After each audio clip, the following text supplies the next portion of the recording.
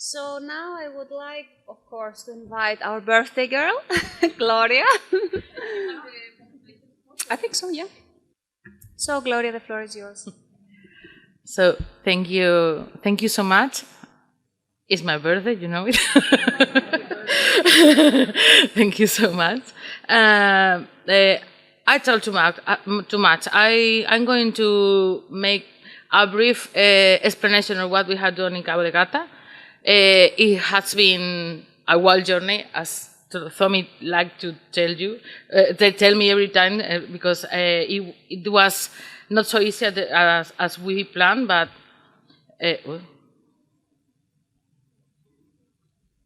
So first, Cabo de Gata, where is it? I don't know if everybody knows Cabo de Gata and where is Cabo de Gata. Cabo de Gata is in Almeria. It's in the eastern area of Andalusia in Spain. Its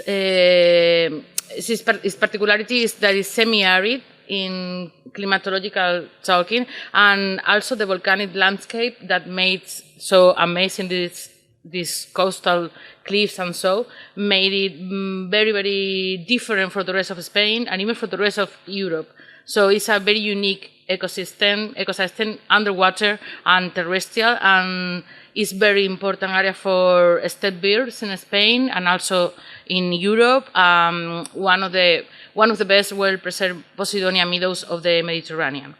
And also we have the best submarine outcrops volcanics of the whole Mediterranean Sea. So this is a situation that implies a big challenge because we truly have a problem with marine litter. Because in case you don't know, Cabo de Gata is one of the top 5 or top 3 top destinations during the summertime in Spain. So during the winter we are almost, I don't know, maybe 2,000 people living in the area, and during the summertime it could be maybe 40,000 people, and the estimations from visitors, not the sleeping in the park, but just passing by last year was 2 million people. So you can imagine that it's difficult when you have a lot of small beaches and all another ones that are not so small, but with a lot of visitors. So it's very, very difficult, and also with municipalities that don't have that much populations to create a tax income that allow this to clean and everything. So the natural park had to assume a lot of responsibilities about that. We have to, because it's not our duty legally, but we have to do some things, and that's the reason we are on this. Uy, otra vez.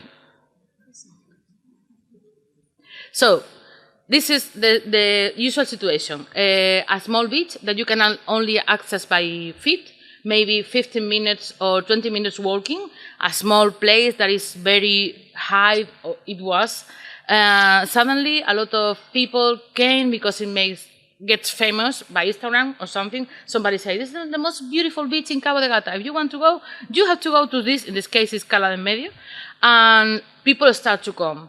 What happened? We don't have a cleaning service that could access the beach because it's not allowed. So you cannot. You have to take all the litter with you, and people start to go to the beach and go by boat to the beach, and by boat they can get everything. Just, the small bags, bottles, umbrellas, whatever. And when they just leave, they forget the things in the beach, and we have all this situation. Most of the litter that we found on these beaches are single-use plastic bottles, cans, and things like that. So we thought through this project that it was a good idea to work in this problem that we have. Also, as part of the Act for Litter Action Plan that we had worked before. So we decided to go through it. Obviously, I have told you again, Tommy, I'm the worst. As I told you, this is not a final solution, obviously, but we want not give a total solution about this because it's a big issue. Just redirect the influx of waste to a place that is properly recycled. So we cannot we cannot be with every people that go to the beach saying, no, don't throw this away, but we can get a reward somehow, and people maybe get involved and think, oh, okay, these are about a discount somewhere, so maybe I just keep my litter with me and then throw it properly in a place that is going to be properly recycled. So, our pilot action, I talk too much. We wanted to involve the 3 municipalities that are included in the protected area, in the marine protected area. As you know, Cabo de Gata is a natural park, it's a biosphere reserve and a UNESCO Global Geopark for different, and another lot of medals, as I say, but I'm just not going to say this. So we wanted to include these 3 municipalities and also make something useful and attractive for visitors and for locals. Because me as a local, I live there inside the park, I was very concerned about this. That made a measure that it was only for the tourists. I don't want this. We didn't want something like that. We want the local people to get involved and to get benefit and profit of this, because in any other wise, the problem is the same after the summer. So we are the same people living there. So, and to the prizes and awards, we encourage people to carry with them the litter and to deposit it in one of the 3 machines that we have in different places on the natural park. One, and also just to make a lot of noise and a little bit of dissemination and raise awareness about these things. In this case, Plastic Busters and SCP RAC came to rescue and we give us a solution with this system that we have been a long time thinking about it, but it was very difficult and tricky and expensive. I'm not going to say that it was cheap, but it was a good idea. Through SCP RAC, we found these 3 machines.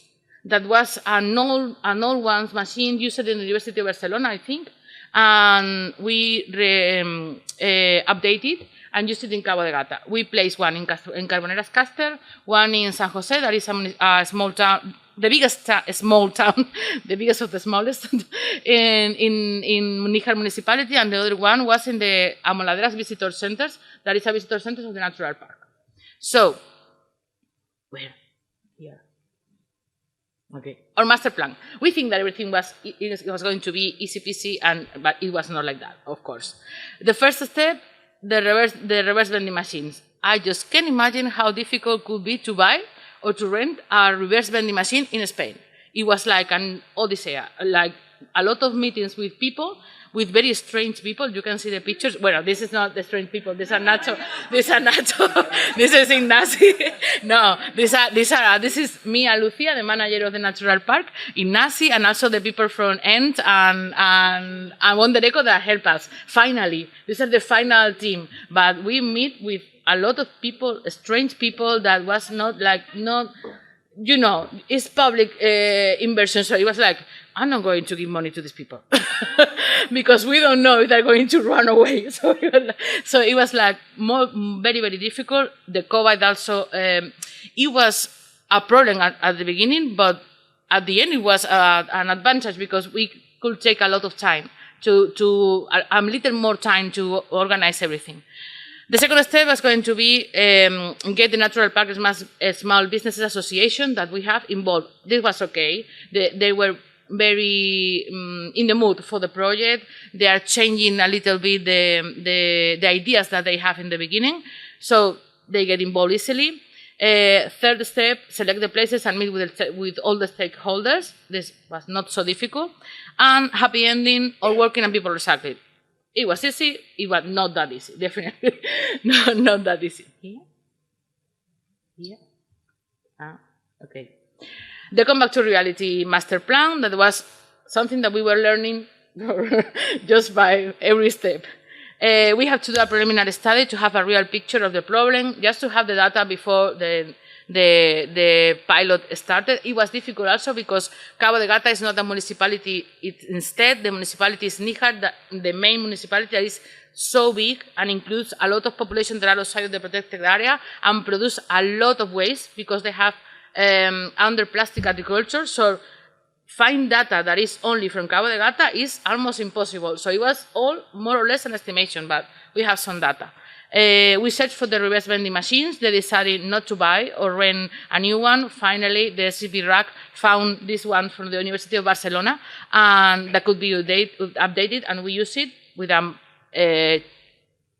fair prize, I think, with the SCP-RAC, not me, launched a tender for the update of these reverse vending machines, also launched another tender for the external consultant, and we have lots of video calls with the Entrepreneurs Association, with people with the reverse vending machines. It was like all the time meeting and meeting and meeting because it was not so easy.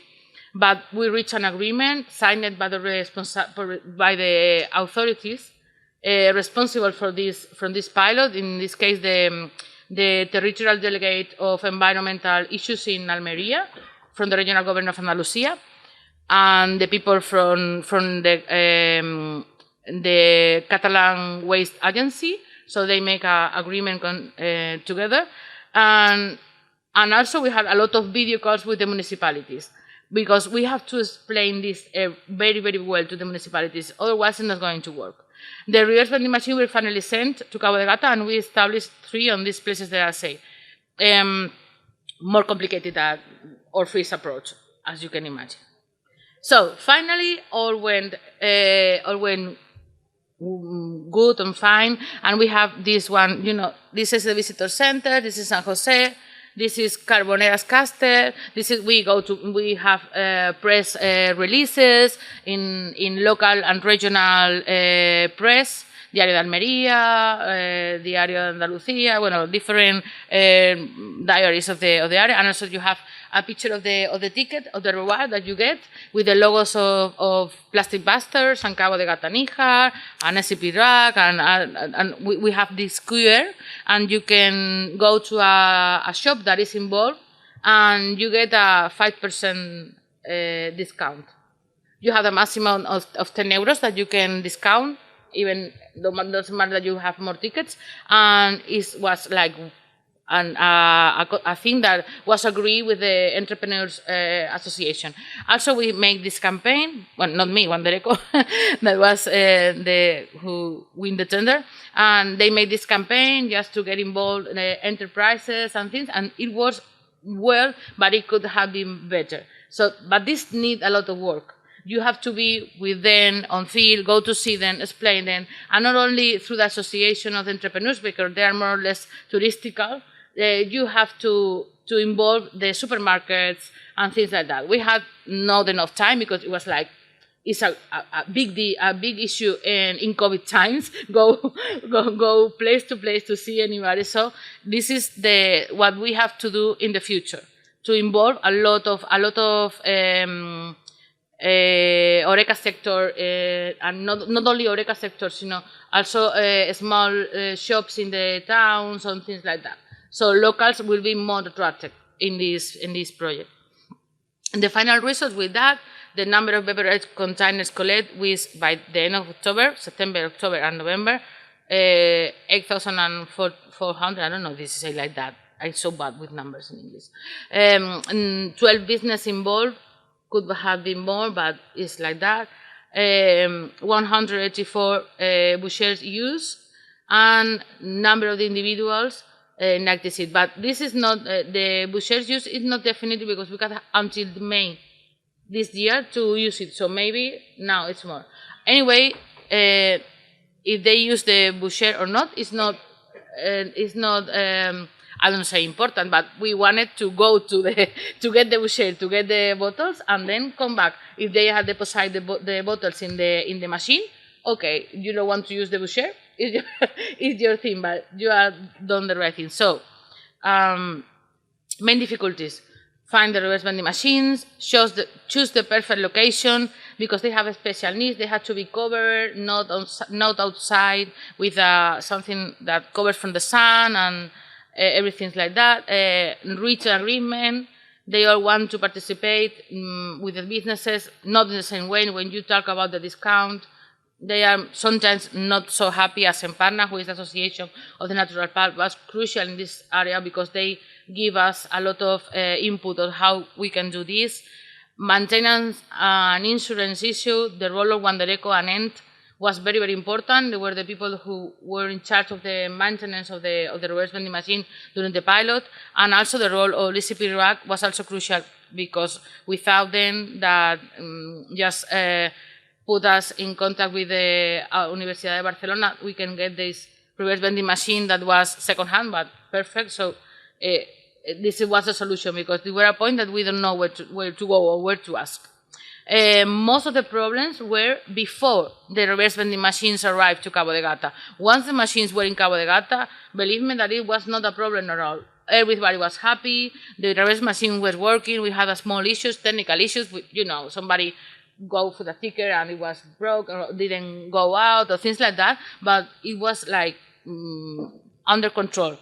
I have to say that one day, one day before the final day of the pilot, we have a lot of wind issues in Cabo de Gata. It's very windy, and one of the wind throw away a machine, and we have a small problems. It was the software was damaged, not the machine, and we are trying to solve it right now, but because we are going to keep the machines. So. Lessons learned. In Spain, it's very difficult to establish these kind of things. The thing that could work better, from my point of view, is to give money, like in Germany. But right now, this is not possible. But this is the thing that works. Find the reverse vending machines. They are so expensive. In Cabo de Gata, they are more, in Spain, there are mainly two enterprises at national level that commercialize this kind of machines. The one is ultra expensive, the other one not so expensive, but we don't trust them at all. So it was like, okay, what we are going to do? Offering a high reward, as I told you, could improve the performance of the system. The problem of litter and the management of this kind of waste is tricky, because you can put it on the container, but it's like the municipality has to be informed, not to say that you're using the container not properly, or, it's difficult. But the involvement of the local administration is very important. Look at the stakeholders to sell the action and to give it some publicity, because otherwise you are not going to gain everything. And the place has to be very well chosen. You have to choose places that are crowded sometimes, and people get easy access and things like that. This is not easy to. There are a lot of different things that you have to do, and it's not so easy. As I told you, once you are solved these things, somehow people is happy. We have an amazing feedback. People with children, with kids, go to take with bags, with bottles, just to learn to teach the children to do the proper thing. So for us, it was a success in our area. Everybody was talking about it. Everybody has known where the reverse machines were. In Carboneras was not so well, because it was inside the castle, and this year they don't have a lot of activities because the COVID, so it was not so popular, but in the other places was amazing. That's all. But first, I want to say a few things. So this is the second time that I'm invited here, and this is a journey that began maybe 5 or 6 years ago with Tag for Litter, and I want to say thank you to Tommy and to Ignacy for CPRAC for trusting us, and for us has been an amazing experience. We learned so much. I'm almost an expert in these kind of things because I'm a geologist by education, so I just not too much in this kind of things. But now it's my duty in the natural part to get in charge of this, and we establish a line. So I want to thank just everybody for having me. And thank you so much, Gloria. And it's also your duty to transfer this experience throughout the Mediterranean. So we plan to invite you in all our events to convey all this wonderful experience that you had. And we also saw how it is to put this kind of solutions. I mean, they seem simple, but then the actual reality is that strikes hard, and there are things that need to be overcome in order to make things work. But you make it. Yeah, please.